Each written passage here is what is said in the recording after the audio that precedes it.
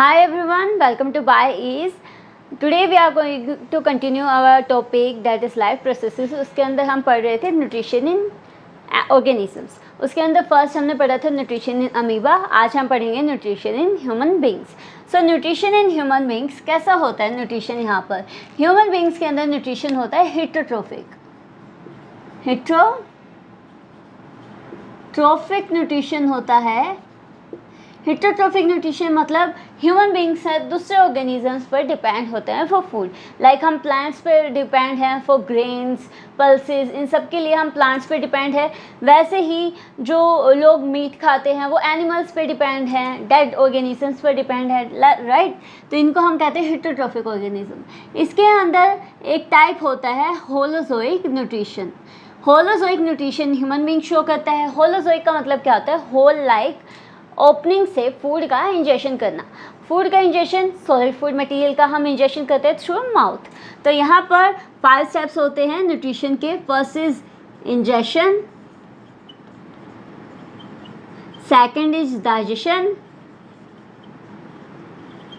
अब डाइजेशन होने के बाद फूड का क्या होगा? अब्जॉर्प्शन. फिर होगा एसिमिलेशन, फूड को कन्वर्ट किया जाएगा एनर्जी के अंदर, एंड वेस्ट फूड मटेरियल को कर दिया जाएगा एक्सक्रीट आउट. उसको प्रोसेस को हम कहते हैं एक्सक्रीशन. तो फर्स्ट है इंजेक्शन. इंजेक्शन हम कहाँ से करते हैं? माउथ के थ्रू. अब देखो ह्यूमन बीइंग का जो माउथ है, माउथ के अंदर 2 टाइप का डाइजेशन होता है. एक तो होता है केमिकल डाइजेशन, एक होता है फिजिकल डाइजेशन. यहाँ पर केमिकल और फिजिकल डाइजेशन कौन करवाता है? केमिकल तो होता है एंजाइम्स की हेल्प से, फिजिकल डाइजेशन होता है यहाँ टीथ्स की हेल्प से. तो यहाँ पर माउथ में हम अगर लेके चलें तो हमारे पास 32 टीथ्स होते हैं. 32 टीथ्स में क्या होता है? 32 टीथ्स करते हैं mastication of food. Mastication of food क्या होता है? लार्ज फूड पार्टिकल्स को स्मॉल फूड पार्टिकल्स के अंदर तोड़ना. उस प्रोसेस को हम कहते हैं मैस्टिकेशन ऑफ फूड. तो यहाँ पर हमारे जो टीथ हैं, जो अडल्ट होता है फुली ग्रोन अडल्ट, उसके अंदर 32 टीथ्स होते हैं एंड उसको क्या करते हैं? मैस्टिकेशन ऑफ फूड करेंगे. अब यहाँ पर जो फिजिकल डाइजेशन है वो तो क्या है? Break down of food into smaller particles. But यहाँ पर केमिकल डाइजेशन कौन करवाता है? यहाँ करवाती हैं सलाइवरी ग्लैंड्स. 3 टाइप की सलाइवरी ग्लैंड्स होती हैं ह्यूमन माउथ के अंदर. ये सलाइवरी ग्लैंड्स क्या करती हैं? एंजाइम सीक्रेट करती हैं जिसको हम कहते हैं सलाइवरी अमाइलेज. सलाइवरी अमाइलेज का काम क्या होता है? सलाइवरी अमाइलेज करवाता है स्टार्च का डाइजेशन. जो फूड के अंदर स्टार्च कंपोनेंट प्रेजेंट है उसका डाइजेशन करवाना सलाइवरी अमाइलेज का काम होता है. ओके, तो सलाइवरी ग्लैंड्स और क्या काम करती है? फूड को मॉइस्चराइज करती हैं ताकि वो ईसोफेगस से इजीली पास डाउन हो सके स्टमक के पास. और जो टंग है वो क्या करेगी? वो फूड की मिक्सिंग करवाएगी किसके साथ? सलाइवा के साथ. और मिक्सिंग के बाद एक बोल लाइक स्ट्रक्चर बनता है जिसको हम क्या कहते हैं? बोलस. तो यहाँ पर माउथ के अंदर क्या हुआ? केमिकल डाइजेशन होता है, फिजिकल डाइजेशन होता है. केमिकल डाइजेशन होता है with the help of salivary amylase जिसके अंदर से स्टार्च का ब्रेक डाउन होता है. और जो सलाइवरी अमाइलेज है उसको सिक्रेट कौन करता है? सलाइवरी ग्लैंड सिक्रेट करती हैं. 3 टाइप की सलाइवरी ग्लैंड्स होती हैं यहाँ पर. और जो फिजिकल डाइजेशन है फूड का break down into smaller food particles वो कौन करता है? 32 टीथ्स करते हैं जो क्या करते हैं? Mastication of food. फिर आता है टंग. टंग क्या करती है? फूड और सलाइवा का मिक्सिंग करवाती है और एक बोल लाइक स्ट्रक्चर बनाती है जिसे हम कहते हैं बोलस. ओके, सो ये माउथ के अंदर आता है. माउथ के बाद जो फूड है वो कहाँ जाएगा?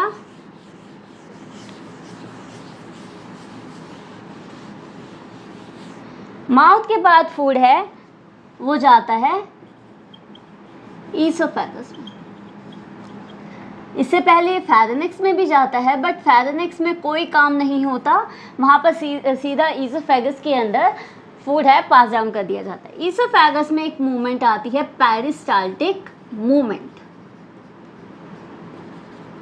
ये पेरिस्टाल्टिक मूवमेंट क्या होती है? पेरिस्टाल्टिक मूवमेंट लाइक ईसोफेगस है क्या? एक फूड पाइप है. तो यहाँ पर जैसे अगर फूड एंट्री की है फूड ने फूड को आगे की तरफ पुश करने के लिए जो ईसोफेगस की मसल्स है वो कॉन्ट्रैक्शन करती हैं, रिलैक्सेशन करती है, कॉन्ट्रैक्शन करती है, रिलैक्सेशन करती है। ऐसे करते करते नीचे जो स्टमक आता है, जे शेप्ड स्टमक, उसके अंदर क्या करती है, इसको पास कर देती है। तो ये जो मोमेंट है, contraction relaxation of muscles of oesophagus to pass down the food to the stomach, उसको हम कहते हैं पेरिस्टाल्टिक मोमेंट। ओके, तो ईसोफेगस के अंदर होती है पेरिस्टाल्टिक मोमेंट। ईसोफेगस के बाद आता है स्टमक। हमारी स्टमक कैसे शेप की होती है, जे शेप, और इसके अंदर डाइजेशन होता है। डाइजेशन यहाँ पर किस किस का होता है, तो यहाँ पर 3 स्टमक की ग्लैंड्स होती हैं जिनको हम कहते हैं गैस्ट्रिक ग्लैंड्स। तो यहाँ पर गैस्ट्रिक ग्लैंड्स है, 3 टाइप की होती है, वो तीनों एंजाइम सिक्रेट करती है 3 टाइप के। एक तो HCl हाइड्रोक्लोरिक एसिड, एक करती है म्यूकस, और एक करती है पेप्सिन।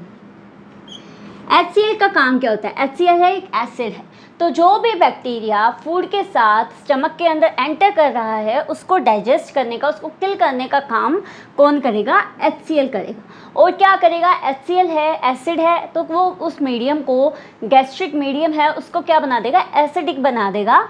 एसिडिक बनाएगा तो ये क्या करेगा, पेप्सिन को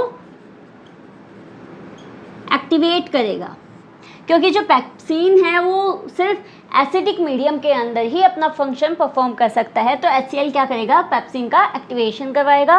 और HCl है, एसिड है, एसिड है, एसिड किसी भी स्किन को जला सकता है ना। तो जो गैस्ट्रिक ग्लैंड्स हैं उसकी स्टमक है, स्टमक के वॉल को भी किल कर सकता है, वो डैमेज कर सकता है। तो उससे बचाने के लिए हमारे पास क्या प्रेजेंट होता है, म्यूकस, स्लैमी स्टिकी सब्सटेंस होता है जो क्या करता है, स्टमक की वॉल को लाइन कर लेता है ताकि HCl है स्टमक की वॉल को कोई हार्म ना पहुंचा सके। ओके, और पेप्सिन क्या करता है, पेप्सिन करता है प्रोटीन का डाइजेशन। तो प्रोटीन का डाइजेशन होता है स्टमक के अंदर। जो फूड का डाइजेशन है मेनली वो स्टार्ट होता है पेप्सिन मीन्स स्टमक के अंदर डाइजेशन मेनली फूड का स्टार्ट होता है। ओके, अब स्टमक में ईसोफेगस से स्टमक में फूड आया तो यहाँ पर स्फिंक्टर्स होते हैं, यहाँ पर स्फिंक्टर्स प्रेजेंट होते हैं। तो क्या इनका काम क्या होता है, ईसोफेगस से जैसे ही स्टमक के अंदर फूड आया, अब स्टमक है वो फूड वापस ना भेज दे ईसोफेगस में, उसके लिए यहाँ पर जैसे ये ईसोफेगस है एंड ये स्टमक है, तो इनकी एंट्री पर स्फिंक्टर्स प्रेजेंट होते हैं। जैसे ही फूड आता है तो ये स्फिंक्टर्स से क्लोज हो जाते हैं। ओके, अब स्टमक के बाद डाइजेशन आता है कहाँ पर, इंटेस्टाइन में।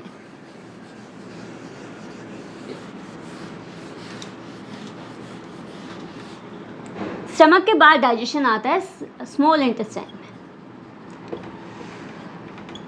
अब देखो स्मॉल इंटेस्टाइन है वो कैसी होती है, नैरो होती है, लॉन्ग ट्यूब होती है, लार्जेस्ट ग्लैंड होता है ऑर्गेनिजम्स का, लॉन्गेस्ट ग्लैंड होता है ऑर्गेनिज्म का, क्योंकि इसकी जो ट्यूब है वो बहुत ज़्यादा लंबी होती है। स्मॉल इंटेस्टाइन के अंदर क्या होता है, 2 ग्लैंड से सिक्रीशन आता है, एक तो आता है लीवर से, एक आता है पैनक्रियाज से। लीवर से आता है बाइल जूस एंड पैनक्रियाज से आता है पैनक्रिएटिक जूस। जो ये दोनों एंजाइम्स हैं, ये दोनों सिक्रीशंस है, वो एक कॉमन डक्ट के थ्रू आते हैं जिसको हम कहते हैं हिपैटो पैनक्रिएटिक डक्ट। जो हिपैटो पैनक्रिएटिक डक्ट है वो क्या होती है, इंटेस्टाइन के अंदर डाइजेशन, इंटेस्टाइन के अंदर सिक्रीशन रिलीज करने के लिए लीवर और पैनक्रियाज क्या करते हैं, जैसे ये स्टमक है, यहाँ पर सी शेप से स्मॉल इंटेस्टाइन शुरू हो जाती है, ये पार्ट होता है ड्यूओडेनम। तो ड्यूओडेनम के अंदर क्या होता है, यहाँ से लीवर है वो अपना सिक्रीशन छोड़ता है। सिक्रीशन छोड़ने के बाद यहाँ पर क्या होता है, कॉमन डक्ट होती है, ये होती है पैनक्रियाज। एक लीफ लाइक स्ट्रक्चर होता है पैनक्रियाज स्टमक के नीचे। ये पैनक्रियाज और जो लीवर है कॉमन डक्ट के थ्रू सिक्रीशन छोड़ती है, इसको ही हम कहते हैं हिपैटोपैनक्रियाटिक डक्ट। हिपैटो मीन्स होता है liver, pancreatic means pancreas. Liver और पैनक्रियाज की जो कॉमन डक्ट है ड्यूडेनम में ओपन होती है, उसको हम कहते हैं हिपैटोपैनक्रियाटिक डक्ट। ओके, और यहाँ पर ये लीवर और पैनक्रियाज है अपना सिक्रीशन रिलीज करती है। अब बाइल जूस का काम क्या होता है, देखो स्टमक में HCl ने उस फूड को क्या बना दिया था, एसिडिक बना दिया था। अब दोबारा डाइजेशन करने के लिए कुछ ऐसे एंजाइम्स होते हैं स्मॉल इंटेस्टाइन में, पैनक्रियाज के, जो क्या करते हैं, वो सिर्फ बेसिक मीडियम में वर्क करते हैं। अब यहाँ पर तो स्टमक में तो एसिडिक मीडियम था, है ना, फूड का, तो ये बाइल जूस क्या करेगा, फूड के मीडियम को कन्वर्ट कर देगा बेसिक मीडियम में। ओके, एक तो काम इसका ये होता है, और ये करवाता है फैट्स का इमल्सिफिकेशन, फैट्स का ब्रेकडाउन करवाता है कौन, बाइल जूस। ओके, और पैनक्रियाज क्या करता है, पैनक्रियाटिक जूस, इसके अंदर अमाइलेज होता है, ट्रिप्सिन होता है। अमाइलेज का काम होता है प्रोटीन का डाइजेशन, ट्रिप्सिन का काम यहाँ होता है स्टार्च का डाइजेशन। ओके, तो ये दोनों डाइजेशन है, ये दोनों सिक्रीशन है, कहाँ रिलीज कर दिए जाते हैं, स्मॉल इंटेस्टाइन में। अब स्मॉल इंटेस्टाइन के अंदर इन दोनों सिक्रीशन के अलावा इसका खुद का सिक्रीशन भी होता है, जिसको हम कहते हैं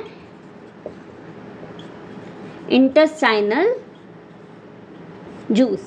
इंटेस्टाइनल जूस के अंदर ऐसे एंजाइम्स होते हैं जो कार्बोहाइड्रेट्स का, फैट्स का, प्रोटीन्स का, लिपिड्स का, इन सब का डाइजेशन करवाते हैं स्मॉलर मॉलिक्यूल्स के अंदर, या जो स्मॉलेस्ट यूनिट है ग्लूकोज फूड की, उसके अंदर ब्रेक डाउन कर देते हैं।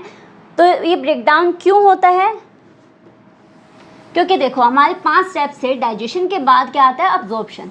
तो डाइजेशन तो हमारे स्मॉल इंटेस्टाइन तक हो जाता है, स्मॉल इंटेस्टाइन ने इंटेस्टाइनल जूस सिक्रेट किया, उसके अंदर पैनक्रियाटिक और बाइल जूस आ गया है, और उन्होंने अभी अपना डाइजेशन परफॉर्म कर दिया है। बट यहाँ पर जो थर्ड स्टेप है दैट इज कॉल्ड अब्जॉर्प्शन, वो भी परफॉर्म होता है। वो किसकी हेल्प से परफॉर्म होता है, वो होता है with the help of finger like structure, जिनको हम कहते हैं विलाई। यहाँ पर फिंगर लाइक स्ट्रक्चर होती है, जो स्मॉल इंटेस्टाइन की इनर लेयर है वो बनी होती है फिंगर लाइक स्ट्रक्चर से। ये फिंगर लाइक स्ट्रक्चर्स को हम कहते हैं विलाई, और इनका काम क्या होता है, स्मॉल इंटेस्टाइन के सरफेस एरिया को इंक्रीज करना, जो फूड है स्मॉलर पार्टिकल्स के अंदर ब्रेक डाउन हो गया है उसका अब्जॉर्प्शन करवाना, ताकि उससे हम एसिमिलेशन के बाद एनर्जी ले सके। तो यहाँ पर क्या होती हैं, ब्लड वेसल्स होते हैं इन फिंगर लाइक स्ट्रक्चर्स में। ये फिंगर लाइक स्ट्रक्चर्स में जो ब्लड वेसल्स है वो क्या करेंगी, डिफ्यूजन के थ्रू, सिंपल डिफ्यूजन के थ्रू क्या करेंगी, फूड पार्टिकल्स जो बिल्कुल स्मॉलर फूड पार्टिकल्स हैं उनसे उनको अब्जॉर्ब कर लेंगी। क्योंकि जो डिफ्यूज़न है क्या होता है, हाई कंसंट्रेशन से लो कंसंट्रेशन किसी भी सब्सटेंस के मूवमेंट होना, स्मॉलर मॉलिक्यूल्स के मूवमेंट होना, राइट। तो डिफ्यूज़न के थ्रू विलाई के अंदर अब्जॉर्प्शन हो जाएगा। ओके, अब्जॉर्प्शन के बाद आता है फिर एसिमिलेशन। एसिमिलेशन क्या होता है, एसिमिलेशन है जैसे आप रेस्पिरेशन करते हैं, हम रेस्पिरेशन क्यों करते हैं, ताकि जो फूड है उसका ब्रेक डाउन किया जा सके एनर्जी के अंदर इन प्रेजेंस ऑफ ऑक्सीजन। हमें चाहिए ऑक्सीजन, और हम क्या करते हैं, फूड का ब्रेक डाउन करते हैं इन प्रेजेंस ऑफ ऑक्सीजन। और ऑक्सीजन के प्रेजेंस में ब्रेक डाउन के बाद क्या रिलीज़ होता है, CO2 रिलीज़ होती है और एनर्जी रिलीज़ होती है। एनर्जी हम यूज़ कर लेते हैं और CO2 को हम बाहर एक्सहेलेशन के थ्रू बाहर रिलीज़ कर देते हैं। एक्सहेलेशन क्या है, breathing out the CO2। Okay, तो एसिमिलेशन है रेस्पिरेशन के थ्रू, यहाँ पर एनर्जी की प्रोडक्शन हो जाती है और जो फूड है वो एनर्जी के अंदर कन्वर्ट हो गया है, उस एनर्जी को हम यूज़ कर लेते हैं। अब एसिमिलेशन के बाद आता है एक्सक्रीशन। जो लास्ट स्टेप है न्यूट्रिशन इन एनिमल्स के अंदर, ह्यूमन बींग्स के अंदर, वो है एक्सक्रीशन। अब एक्सक्रीशन कैसे होता है, स्मॉल इंटेस्टाइन के अंदर तो हो गया अब्जॉर्प्शन। अब अब्जॉर्प्शन के बाद कुछ ऐसा जो अनवांटेड फूड पार्टिकल्स हैं, जो वेस्ट मटेरियल है वो होगा। ये वेस्ट मटेरियल है कहाँ रिलीज़ कर दिया जाता है, स्मॉल इंटेस्टाइन इसको पास कर देती है टू लार्ज इंटेस्टाइन। जो ये लार्ज इंटेस्टाइन है ये वाइड होती है और स्मॉल इंटेस्टाइन के कंपैरिजन में छोटी होती है। ये क्या करेगी, वाटर का अब्जॉर्प्शन करेगी, एक्स्ट्रा वाटर का अब्जॉर्प्शन हो जाएगा, एक्स्ट्रा वाटर का, सारे वाटर का नहीं होगा, तो एक्स्ट्रा वाटर का अब्जॉर्प्शन के बाद ये क्या करेगी, उस वेस्ट मटेरियल को पहुंचा देगी रेक्टम के पास, और रेक्टम उस वेस्ट मटेरियल को पहुंचा देगा एनस के पास। एनस क्या करेगी, उसको बाहर रिलीज कर देगी। ठीक है, तो ये सब प्रोसेस क्या है, न्यूट्रिशन इन ह्यूमन बींग्स। तो हमारा यहाँ nutrition in human beings topic ख़त्म होता है। एंड अगर आपको कुछ भी समझ में नहीं आता तो प्लीज़ कमेंट सेक्शन के अंदर क्वेश्चंस पूछ लेना। Okay, thank you.